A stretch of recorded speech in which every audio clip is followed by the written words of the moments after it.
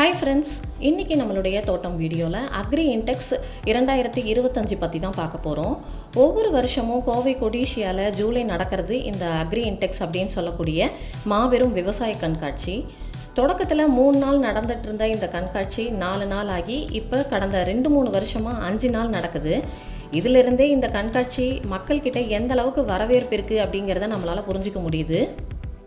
இந்த கண்காட்சிக்கு கோவை மக்கள் மட்டும் இல்லாமல் அண்டை மாவட்டங்கள், சென்னை மாதிரியான பெருநகரங்களில் இருந்தும் நிறைய மக்கள் பார்க்க வராங்க.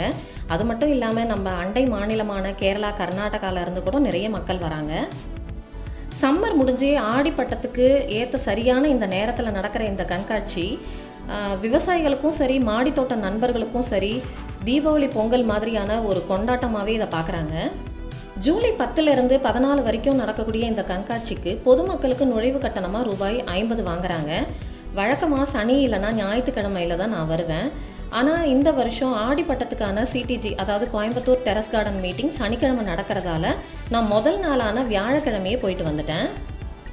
வார நாள் அப்படிங்கிறதால கூட்டம் கொஞ்சம் கம்மியாக இருக்கும் அப்படின்னு நினச்சேன். ஆனால் நான் எதிர்பார்த்ததை விடவே அதிகமான கூட்டம் இருந்தது. ஆனால் ஞாயிற்றுக்கிழமை அளவுக்கு இல்லை. காலையில் 11 மணிக்கே கொடிஷியா வந்துட்டேன். வழக்கம் போல் ஹால் ABCDE அப்படின்னு இருந்தது. ஒவ்வொரு ஹால்லையும் என்னென்ன வச்சுருக்காங்க அப்படிங்கிறத என்ட்ரன்ஸ்லேயே ஒரு பெரிய டிஸ்பிளேவாக வச்சுருக்காங்க. அப்போ குறிப்பாக இப்போ மாடி தோட்டத்துக்கான விஷயங்களை மட்டும்தான் நான் வாங்க போகிறேன் அப்படின்னா அந்த பொருளுக்குரிய ஹாலுக்கு போயிட்டு நம்ம பர்ச்சேஸ் பண்ணிவிட்டு வெளியே வந்துடலாம். அது மட்டும் இல்லை, ஒரு குறிப்பிட்ட பொருளை குறிப்பிட்ட கடையில் வாங்க சொல்லி நமக்கு யாராவது நண்பர்கள் வந்து பரிந்துரை பண்ணியிருக்கலாம். இல்லைனா நம்மளே போன வருஷம் கண்காட்சிக்கு வந்து இந்த கடையில் இந்த பொருளை வாங்கியிருக்கலாம், அது நல்லா இருந்திருக்கலாம். அப்போ அந்த கடையுடைய பேரும் அந்த கடை இடம் பிடிச்சிருக்கிற அந்த ஸ்டால் நம்பரும் ஒவ்வொரு ஹால்லையும் முன்னாடியே டிஸ்பிளேயில் வச்சிடுறாங்க. அதனால் மக்கள் போய் வாங்கிறதுக்கு ரொம்பவே சுலபமாக இருக்குது. எல்லா துறைகளிலுமே AI அப்படின்னு சொல்லக்கூடிய ஆர்டிஃபிஷியல் இன்டெலிஜென்ஸுடைய முக்கியத்துவம் நாளுக்கு நாள் அதிகரிச்சுட்டே தான் வருது. விவசாயத்துறையும் அதுக்கு விதிவிலக்கில்லை. நீர் மேலாண்மை, பூச்சி கட்டுப்பாடு, மண் மேலாண்மை, நேர கட்டுப்பாடு அப்படின்ட்டு பல விஷயங்களில் சின்ன சின்ன புதிய தொழில்நுட்பங்கள் நாளுக்கு நாள் வந்துக்கிட்டே தான் இருக்குது. Auto irrigation, wireless irrigation, smart irrigation அப்படின்னு பல விஷயங்களை பற்றி இங்கே பார்க்க முடிஞ்சது. ஹால் ABC இதில் இந்த 3 ஹால்லையுமே விவசாய நிலங்களுக்கு தேவையான இரிகேஷன் பம்ப், மோட்டார் பைப்ஸ், அதுக்கப்புறமா ட்ரிப் இரிகேஷன் சிஸ்டம்க்கான மாதிரி, இந்த மாதிரியான விஷயங்கள் எல்லாம் பார்க்க முடிஞ்சுது.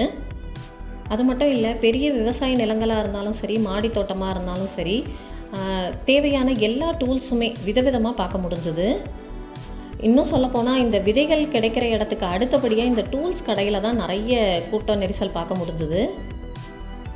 அப்புறம் இந்த ட்ரிப் இரிகேஷனுக்கு தேவையான பொருள்கள், ஸ்பேர் பார்ட்ஸ்ன்னு சொல்லக்கூடிய இந்த பொருள்கள் இருக்குது பார்த்திங்களா, அதனுடைய உதிரி பாகங்களையும் இங்கே வச்சுருந்தாங்க.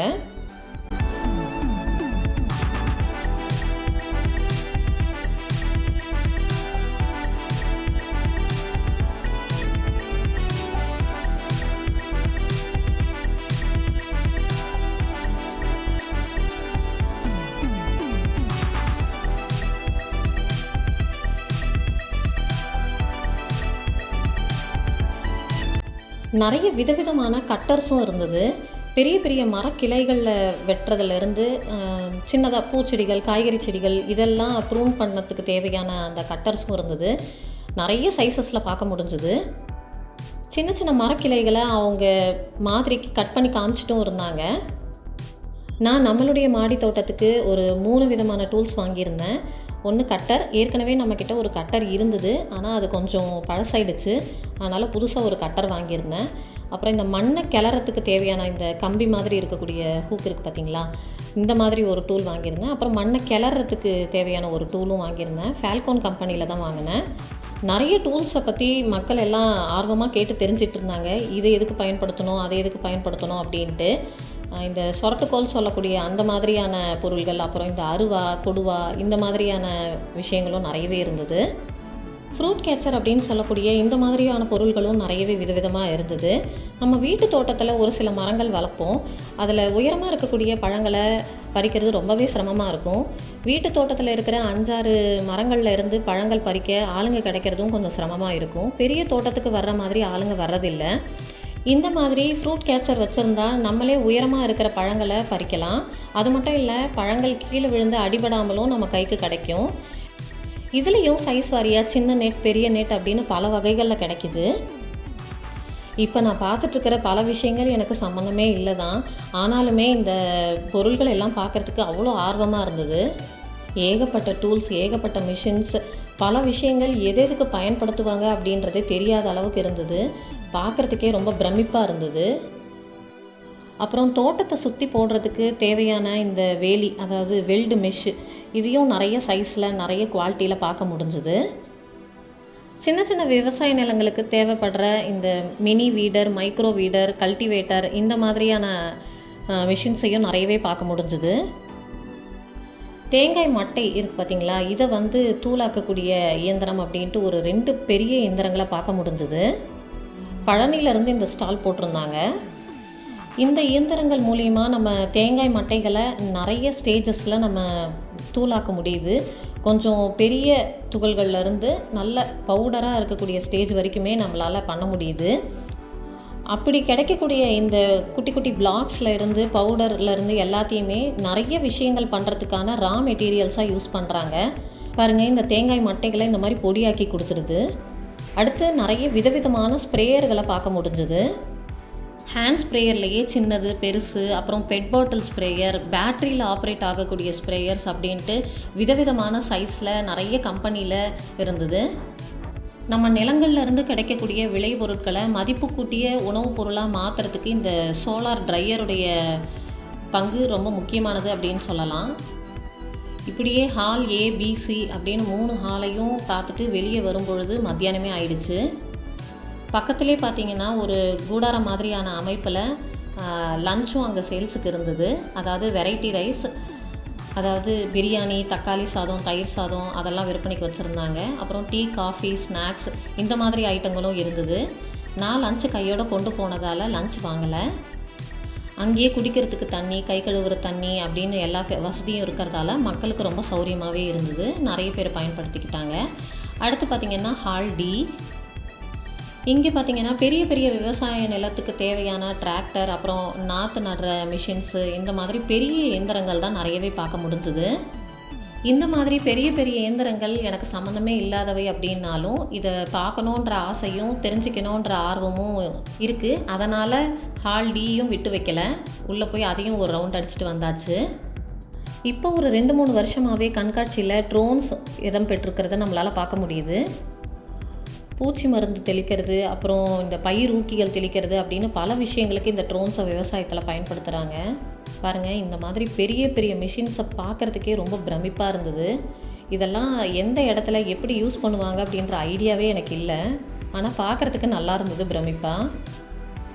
அடுத்து கண்காட்சியெலாம் நிறைய விதமான தின்பண்டங்களும் அங்கங்கே பார்க்க முடிஞ்சுது. தேன் நெல்லி, அப்புறம் இந்த மில்லட்ஸ், அப்புறம் இந்த மூலிகைகளில் செஞ்ச பிஸ்கெட் ஸ்டால் ஒன்று புதுசாக பார்க்க முடிஞ்சுது.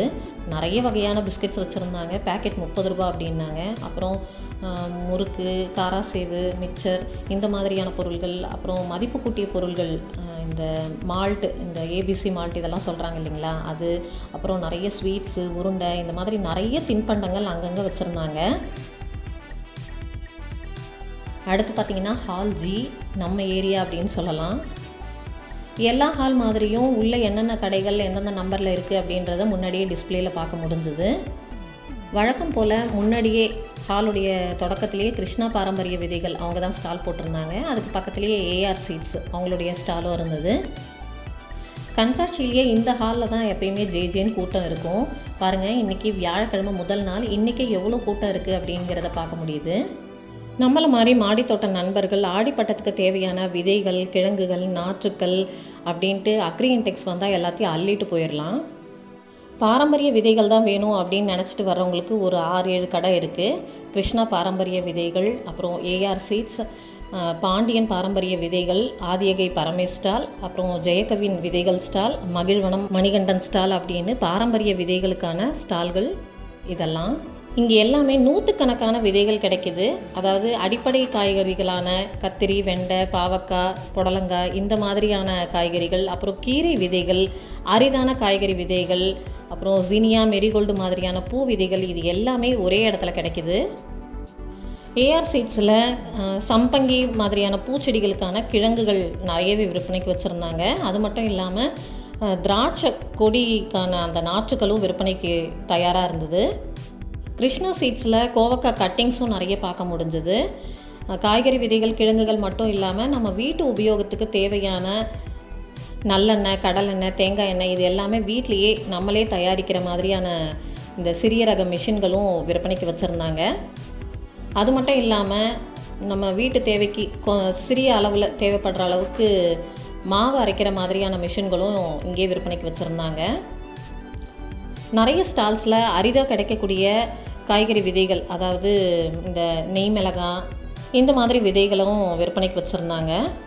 கத்திரிலே பார்த்திங்கன்னா ஒரு 20-30 வெரைட்டி, வெண்டைக்காயில் ஒரு 20 வெரைட்டி, தக்காளியில் ஒரு 10-20 வெரைட்டி அப்படின்ட்டு ஏகப்பட்ட காய்கறி விதைகள். இந்த விதைகள் எல்லாமே தனித்தனியாகவும் கிடச்சிது. அது மட்டும் இல்லாமல் இப்போ வெண்டைக்காவுடைய வகைகள் அப்படின்ட்டு ஒரு காம்போ பேக் மாதிரியும் விற்றாங்க. வெண்டைக்காய்க்கு மட்டும் இல்லை, வெண்டைக்காய், தக்காளி, கத்திரிக்காய் அப்படின்ட்டு அந்த காம்போ பேக் மாதிரியும் விற்றாங்க. அதுக்கப்புறம் பேசிக்கான காய்கறிகள் அப்படின்ட்டு போட்டு இந்த காய்கறி விதைகள் எல்லாமே ஒரு கிட்டாக வச்சு விற்றுட்ருந்தாங்க. அது எல்லாமே இந்த வருஷம் நான் பார்த்த ஸ்பெஷல் அப்படின்னு சொல்லலாம். கிழங்குகள், விதைகள் மட்டும் இல்லாமல் மாடி தோட்டத்துக்கு தேவையான மற்ற பொருள்கள், அதாவது ஸ்ப்ரேயர்ஸ், இந்த கட்டர்ஸ், இந்த மாதிரி பொருள்களும் இந்த ஹால்லையும் இடம் பிடிச்சிருந்தது. வாழை சம்மந்தப்பட்ட பொருள்களுக்கு மட்டுமே ஒரு தனி ஸ்டால் போடப்பட்டிருந்தது. நேந்திரம், மோரிஸ், பூவம் அப்படின்ட்டு நிறைய ரகரகமாக வாழைகள் பார்க்க முடிஞ்சது. அது மட்டும் இல்லாமல் இந்த வாழை மரத்துலேருந்து கிடைக்கக்கூடிய பொருள்களை மதிப்பு கூட்டி அங்கே கண்காட்சிக்கும் வச்சுருந்தாங்க. அப்புறம் வாழை மரத்தை பர்டிகுலராக தாக்கக்கூடிய அந்த பூச்சிகள்லேருந்து எப்படி காப்பாற்றணும் அப்படிங்கிற விஷயத்தையும் நிறைய அங்கே சொல்லிகிட்டு இருந்தாங்க. அப்புறம் பருத்தியை வச்சு தயாரிக்கக்கூடிய நிறைய பூக்கள், அலங்கார பொருட்கள் அதெல்லாம் பார்க்குறதுக்கே ரொம்ப அழகாக இருந்தது.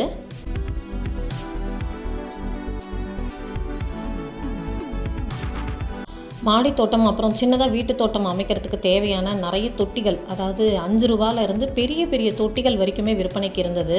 பிளாஸ்டிக் தொட்டிகள் மட்டும் கிடையாது, நிறைய ஆர்னமெண்ட்ஸ் பிளான்ட் வளர்க்கக்கூடிய இந்த ஹேங்கிங் பாட்ஸ் அப்படின்னு சொல்லுவாங்க இல்லைங்களா, அந்த மாதிரி தொட்டிகள், அப்புறம் இந்த தொட்டிலாம் வைக்கிறதுக்கான சின்ன சின்ன பிளாஸ்டிக் ஸ்டாண்டு, அப்புறம் நம்ம வீட்டிலையே இந்த காய்கறி உரம்லாம் தயாரிக்கிறதுக்கான பெரிய பெரிய பக்கெட்ஸு, அந்த மாதிரியான பொருள்களும் நிறையவே இருந்தது. அப்புறம் மூங்கில்லையே செஞ்ச நிறைய அலங்கார பொருட்கள் ஒரு ஸ்டாலில் இருந்தது. அலங்கார விளக்குகள், அப்புறம் பேனா, பென்சில், கீ செயின், இந்த மாதிரி சின்ன சின்ன கிஃப்ட் ஐட்டம்ஸ்லாம் நிறையவே இருந்தது. பார்க்குறதுக்கு ரொம்ப சூப்பராக இருந்தது. ஆனால் விலை தான் அதிகமாக இருந்தது கொஞ்சம்.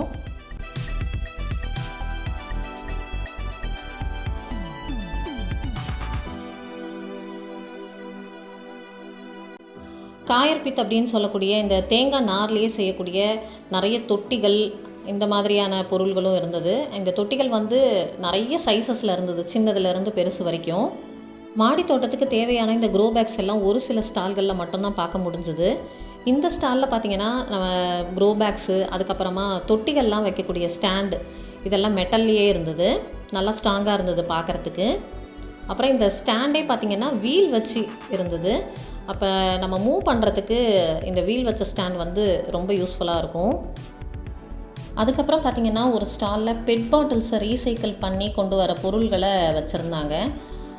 அதில் வந்து ஜியோ ஃபேப்ரிக் பேகு, அப்புறம் பந்தல் அமைக்கிறதுக்கு தேவையான அந்த ஃபைபர் ரோப்பு, இதெல்லாம் இருந்தது. அது மட்டும் இல்லை, நம்ம யூஸ் பண்ணுற ட்ரெஸ்ஸு, ஹேண்ட்பேக்ஸ் இதெல்லாம் கூட பெட் பாட்டில்ஸை ரீசைக்கிள் பண்ணி கொண்டு வர முடியும் அப்படிங்கிறத பார்க்கும்போது ரொம்பவே ஆச்சரியமாக இருந்தது.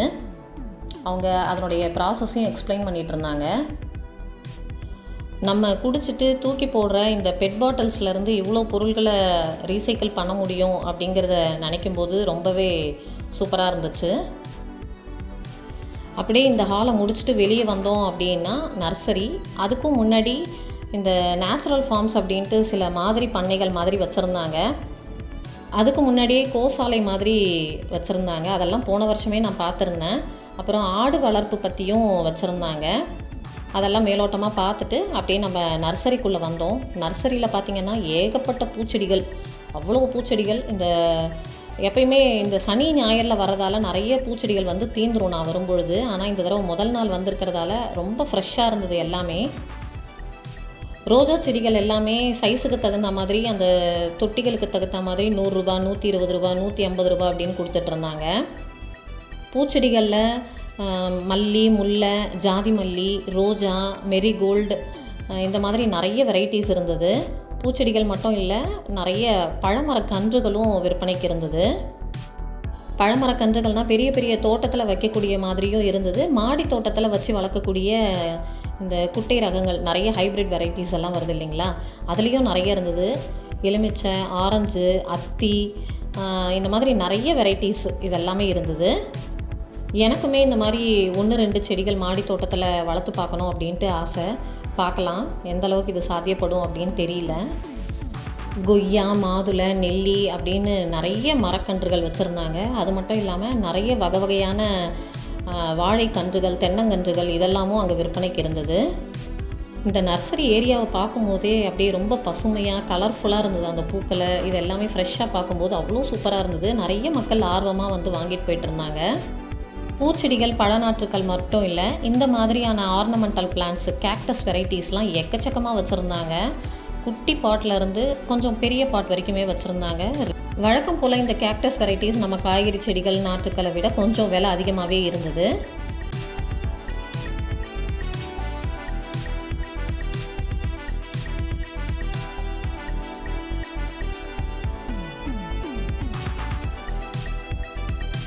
அப்புறம் காய்கறி நாற்றுக்களும் இங்கே அப்படியே ரெடியாக விற்பனைக்கு வச்சுருந்தாங்க. தக்காளி, வெண்டை, கத்திரி, அது மட்டும் இல்லாமல் கொடி வகைகள், இந்த பீர்க்கன், இந்த மாதிரியான கொடி வகைகளும் இங்கே விற்பனைக்கு வச்சுருந்தாங்க.